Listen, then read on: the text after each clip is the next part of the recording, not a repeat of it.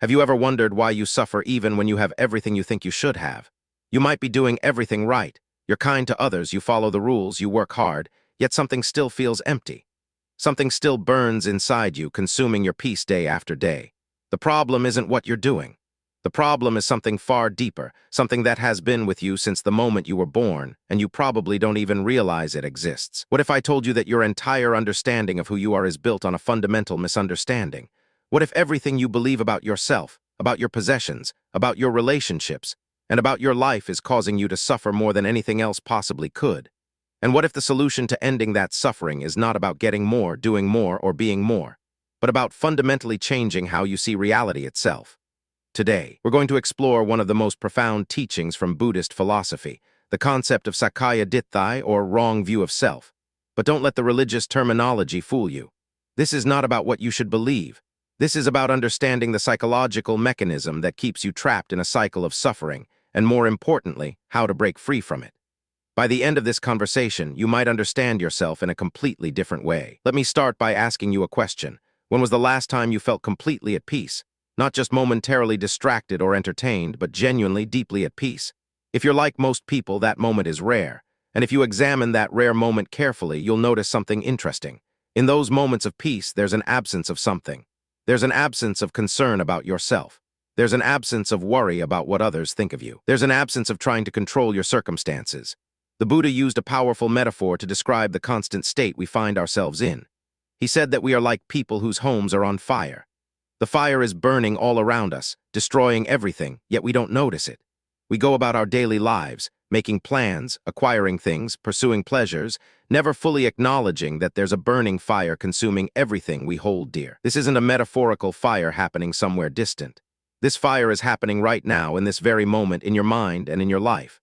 But here's the essential question. If the house is truly on fire, why don't we try to escape? Why do we continue going about our business as if everything is fine? The answer is that we don't actually perceive the fire. We've become so accustomed to the heat, so familiar with the smoke, that we've normalized it. We tell ourselves that this is just how life is. This is what it means to be human. This is what being alive requires of us. The fire the Buddha was referring to is not an external threat. It's the constant burning created by our fundamental misunderstanding of reality. Specifically, it's the misunderstanding about who and what we are. This misunderstanding is so complete, so deeply embedded in our consciousness, that we build our entire lives around it. We make decisions based on it. We suffer because of it. We struggle endlessly to protect something that, if examined carefully, doesn't actually exist in the way we believe it does. When you look at your hand and say, "This is mine," you're not just making a simple statement of fact. You're creating a relationship. You're drawing a boundary between a self and another. You're saying that this hand, this body, these experiences, they belong to someone, they belong to a me. And that me is something fixed, something continuous, something worth protecting at all costs. Every moment of your day, you're reinforcing this belief. Every time you feel insulted, you're defending this self. Every time you feel proud, you're elevating this self. Every time you feel afraid, you're protecting this self. This is the fire, not the heat of anger or the flames of passion, though those are symptoms. The fire is the constant burning of trying to maintain, protect, and enhance something that, upon careful examination, cannot be found. It's like trying to hold water in your hand. The tighter you grip, the more it slips away. The more you try to protect yourself, the more vulnerable you become. The genius of this system is that you never question it. You never ask the fundamental question, is there actually a fixed, continuous self that needs protecting? Instead, you spend your entire life in service to this idea. You struggle, you strive, you compete, you fear, you hope, all in service of protecting and elevating something that is ultimately an illusion. To understand how deeply this misunderstanding operates, we need to look at what actually happens when you experience something. Let's use a simple example. You hear a sound. What is actually occurring in that moment? First, there's the sound itself, a vibration in the air. Then there's your ear, which receives that vibration. But neither of those things, by themselves, creates the experience of hearing. Something else has to happen. A consciousness has to arise. The Buddha taught that consciousness depends on three things: the sensory organ, in this case the ear, the object, the sound, and their contact. When these three come together, consciousness is produced. But here's where it gets interesting. The moment consciousness arises, the moment you become aware of the sound, something else immediately happens. You begin to think about it. You begin to form opinions about it. You begin to judge it as pleasant or unpleasant. You begin to want more of it or less of it. And most importantly, you begin to claim it as part of your experience, part of your life, part of who you are. So if I hear beautiful music, I don't just hear it. I immediately think I heard beautiful music. The experience becomes attached to a sense of self. It becomes my experience. And because I identify with the experience, I begin to want more of it. I want to control it. I want to possess it. I want to keep it. I want to make sure it happens again. In that moment, I've created suffering. I've created the very thing that will burn my peace. Now imagine this happening thousands of times per day. Every sight, every sound, every smell, every taste, every sensation, every thought, each one of these is immediately processed through this filter of self. Each one becomes my experience. Each one becomes something to be controlled or enhanced or protected. The cumulative effect is a constant state of tension, a constant fire. But the construction is even more sophisticated than that. You're not just claiming individual experiences as yours. You're building a narrative about all of these experiences. You're weaving them into a continuous story about a character, yourself. This story has a past. You remember previous experiences and connect them into a continuity. This character did this yesterday, and today it's doing that, and tomorrow it wants to do something else. This narrative creates the illusion of a continuous self moving through time. When someone insults the character in your story, you feel hurt. Why? Because you've thoroughly identified with the character. You've confused the story with reality. Someone criticizes your work, and you take it personally because you've made the story about your work identical to the story about yourself. Someone rejects you romantically, and you feel devastated because you've made the story about your worth as a person identical to the story about whether you're romantically desirable. Here's the crucial insight. None of these are inherently problems. Hearing sound, experiencing pleasant sensations, having thoughts, none of these inherently create suffering. What creates suffering is the added layer of interpretation. What creates suffering is the claiming of experience as mine. What creates suffering is the identification with the story. The Buddha used an image to illustrate this. He said that when you truly understand the nature of these experiences, when you see them without adding the interpretation of self, it's like removing the image from the pot while the pot remains. The experiences continue, but they no longer burn you. The sounds continue, but you're no longer clinging to them. The pleasant sensations continue, but you're no longer trying to possess them. The painful sensations continue, but you're no longer struggling against them. This is not some exotic spiritual attainment available only to monks in monasteries. This is the natural result of seeing clearly. It's available to anyone willing to examine their experience with sufficient honesty and attention. And the transformation it creates is not something that happens gradually over years. It's possible, in a single moment of genuine seeing, to experience a fundamental shift in how you relate to your existence. Buddhist philosophy identifies three interrelated misunderstandings that work together to create and perpetuate the fire of suffering. Understanding these three chains is essential if you want to break free from the cycle. They don't operate independently. Rather, they reinforce each other, creating a system that is remarkably difficult to escape if you don't understand how it works. The first chain is the fundamental misunderstanding about the nature of self. This is what we've been discussing, the belief in a fixed, continuous, independent self. But this misunderstanding doesn't exist in isolation. The moment you believe in a self, you inevitably encounter a problem. That self needs things. It needs to feel good. It needs to avoid feeling bad. It needs validation. It needs control, and this brings us to the second chain. The second chain is the misunderstanding about what will bring you satisfaction. This is where craving enters the picture. Because you believe you are a self, you inevitably begin to believe that certain things will make that self happy. More money will do it. A better relationship will do it. More power will do it. More security will do it. A better body will do it. More recognition will do it. And so begins the endless pursuit. You spend your entire life reaching for things you believe will finally make you happy, make you feel complete, make you feel safe. But here's what nobody tells you. This system is designed to fail. Even if you get the thing you're reaching for, the satisfaction lasts only temporarily. Your baseline quickly readjusts. You adapt to the new normal. And then you need something else to feel satisfied again. It's like trying to quench thirst by drinking salt water. The more you drink, the thirstier you become. This is where the third chain becomes apparent. The third misunderstanding is about the permanence of things. You reach for something hoping it will make you happy, but everything you reach for is impermanent. It will change. It will decay. It will eventually be lost. This creates a fundamental anxiety underlying everything you do. You're trying to build your happiness on a foundation that is constantly shifting, constantly degrading. It's like trying to build a house on sand during a flood. These three misunderstandings work together in a vicious cycle. You misunderstand the nature of self, so you believe you need things to be happy. You pursue things believing they will bring satisfaction, but you've built your hopes on things that are inherently unstable. So you live in constant fear of losing what you have or not getting what you don't have. And this fear, this anxiety, this desperate grasping, this is the fire that burns you every single day. The person in our earlier example who observed the precepts meticulously, who didn't eat meat or fish, who spent hours in disciplined practice, they could be caught in this same fire. Why? Because they believed that these practices would give them liberation. They had made the practices into things to be possessed, into evidence of a self worthy of salvation. The practices themselves weren't the problem. The problem was the identification, the claiming, the belief that somehow these actions would give them something they needed. This is why understanding these three chains intellectually is not enough. You can read about them and nod and say, yes, I understand. But intellectual understanding doesn't free you. You need to see these patterns operating in your own moment-to-moment experience. You need to notice when you're grasping. You need to notice when you're believing that something external will make you complete. You need to notice when you're struggling against the impermanence of things. And in the noticing itself, in the clear seeing, the grip loosens. The fire begins to cool. Let me paint a concrete picture of how this fire manifests in everyday existence. I want you to notice this isn't about exotic situations or extreme circumstances. This is about the basic patterns that show up in ordinary life for everyone. You wake up in the morning and immediately, almost before conscious thought begins, you're already in the story. There's a body. There's a world. And there's a me in the middle of it all, having to navigate, having to deal with things, having to manage. You might check your phone and find that someone has criticized you or ignored you, and immediately there's a reaction.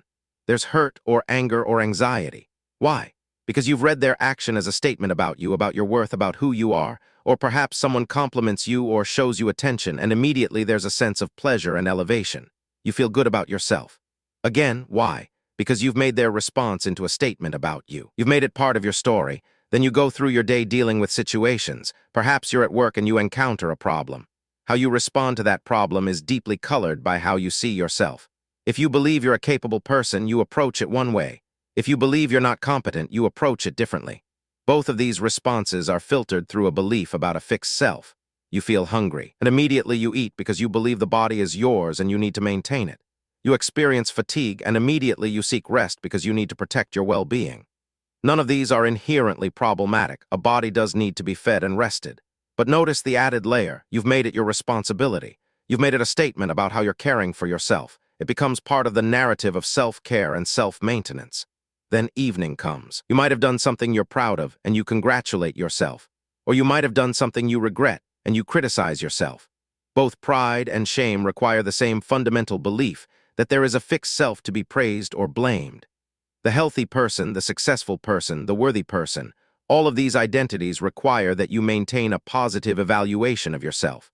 And maintaining a positive evaluation requires constant work. It requires achievement. It requires validation. It requires control. At night, you might lie awake worrying about the future. You imagine scenarios that haven't happened yet and feel anxious about them. Why? Because you're concerned about the future of the character in your story, the character that you believe you are. You imagine something bad might happen to this character, and your whole nervous system responds as if the danger is real. The body floods with stress hormones. Sleep becomes difficult. What's remarkable is that for most people, this entire cycle happens on autopilot. They never step back and ask the fundamental question, who is actually experiencing all of this? Who is the one who is hungry, tired, praised, criticized, hopeful, and afraid? If you examine this carefully in the moment when you're experiencing it, you'll find something surprising. You'll find that the experience is happening, but there's no solid, continuous entity actually having the experience. The sound is happening, the ear is receiving it, consciousness is arising, but where is the one who hears? If you look carefully, you won't find a separate entity listening to the sound. The listening is happening, but there's no listener, and in the moment that you truly see this, not as an idea but as a direct perception, something shifts. The identification loosens. The fire begins to cool. Let me be very clear about what continues to happen if you don't examine these patterns. The fire doesn't burn quietly. It consumes your entire existence. It shapes every decision you make, every relationship you have, every goal you pursue. Because you believe you are a self that needs things, you become driven by fear. Fear of failure, fear of rejection, fear of death, fear of abandonment. These fears are not just occasional visitors. They become the background frequency of your existence. Even when you're feeling relatively okay, there's an undercurrent of anxiety. There's always something at stake. There's always something that could go wrong that would threaten your survival, your dignity, your worth. This drives you to grasp. You grasp at money because you're afraid of poverty. You grasp at relationships because you're afraid of loneliness. You grasp at health because you're afraid of suffering. You grasp at respect because you're afraid of being insignificant. The grasping itself is what creates the burning. Because the things you're grasping at are impermanent, the grasping is futile. It's like trying to hold onto smoke. This pattern also damages your relationships. Because you're concerned with protecting and enhancing your self-image, you can't actually see the other person. You relate to them primarily based on how they affect your story. They're the one who supports you and makes you feel good, or they're the one who threatens you and makes you feel bad. But they're rarely seen simply as another human being with their own experience, their own story, their own inner fire. The person who criticizes you becomes an enemy because they've threatened your image. The person who compliments you becomes a friend because they've supported it. But what if you could see past the ways they affect your story? What if you could actually see them, appreciate them, connect with them without constantly filtering the interaction through how it reflects on you? That would be genuine relationship. But as long as the fire is burning, that's nearly impossible. This pattern also prevents genuine growth. You can't learn from your mistakes because mistakes threaten your image. You can't take honest feedback because it challenges your self-concept. You can't try new things because failure is unbearable if it's a reflection on who you are. So you become trapped in patterns. You become smaller than you could be. You become less capable, less creative, less alive. The cost extends further. Because you're constantly concerned with yourself, you have limited capacity for genuine compassion. You can't be truly present for other people's suffering because you're too focused on your own. You can't help others without keeping score of how it makes you look. You can't love freely because love has become transactional. You love the person because they make you feel good about yourself. And underneath all of this is a constant low-level depression. This isn't the kind of depression you need a diagnosis for. It's more subtle. It's a vague dissatisfaction. It's the sense that something is missing. It's the constant feeling that you should be further along, have more, be more. This dissatisfaction is the natural result of a system that is fundamentally designed to fail. You're constantly reaching for something that keeps slipping away. Perhaps worst of all is the isolation. Because your entire world is filtered through the lens of yourself, you're essentially locked in solitary confinement. You can't actually meet another person. You can't actually see the world. Everything is mediated through your self-concern. You're surrounded by people, but you're utterly alone. And this aloneness, this separation, is perhaps the deepest suffering of all. So here's the good news. The Buddha didn't teach these things just to depress you. He taught them because there's a way out. The path to ending the fire is not complicated, though it does require a particular kind of attention and honesty. The first step is to stop and look, really look, not at the world out there, but at your direct experience. When you're having the experience of hearing a sound, notice, is there actually someone having the experience, or is the experience just happening? When you feel insulted, can you find the thing that was insulted, or is there just a reaction happening? This is not intellectual analysis. This is direct investigation of your actual experience. And the remarkable thing is that the more carefully you look, the less solid everything appears. You begin to notice that the self is not a thing. It's a process. It's a constant story-making, a constant interpreting, a constant organizing of experience around the belief in a separate entity. And stories can be questioned. They can be seen through. The second step is to develop mindfulness, a particular kind of attention to the present moment. Not the kind of attention that's always judging and evaluating, but a clear, open awareness of what's happening right now. As you practice this, you begin to notice the patterns. You notice yourself grasping. You notice yourself struggling against what's happening. You notice yourself claiming things as yours, and in the noticing itself, the grip loosens. The third step is to understand that the fire you're experiencing is not personal. It's not something wrong with you. It's the natural result of the universal misunderstanding about the nature of self. When you truly understand that everyone is caught in this fire, something happens to your sense of separation. You realize that your struggle is everyone's struggle. The person who hurt you is also burning. The person you're angry at is also caught in the same fire. And from that understanding comes compassion. Not the sentimental kind of compassion, but the deep understanding that we're all in this together, all struggling with the same fundamental confusion. This compassion is not something you have to create or force. It arises naturally when you truly see the situation clearly. The fourth step is patience with yourself. This process is not about achieving something or becoming someone better. It's about seeing what's already true. It's about recognizing the fire that's always been burning, and in the recognition, the conditions for cooling begin. This can happen in a moment, but it can also take time. Both are okay. The important thing is not the timeline, but the direction. As you continue this investigation, something remarkable happens. The fire doesn't burn as hot. Situations that would have devastated you no longer do. Successes that would have inflated you no longer do. Not because you've suppressed your emotions or become indifferent, but because the identification has loosened. You're no longer taking things so personally because you see through the illusion of the person. And in that loosening, something emerges. It's not dramatic. It's not necessarily what you expected, but it's peaceful. It's a kind of ease. It's a freedom, not freedom from life, but freedom within life. The sounds continue. The sensations continue. The thoughts continue. But you're no longer burning in the effort to control them, possess them, or deny them. This is not something you need to believe. This is something you need to investigate yourself. The Buddha didn't ask his followers to believe his teachings. He asked them to examine them. He asked them to look at their own experience and see if what he said was true. I'm asking you to do the same. Look at your fire. See how it's constructed. Notice how the belief in a fixed self creates the burning. And in that clear seeing, the conditions for its cooling begin. Thank you for taking this time to explore these ideas. The peace you're seeking is not somewhere else. It's not something you need to acquire. It's available right now in this moment when you see clearly.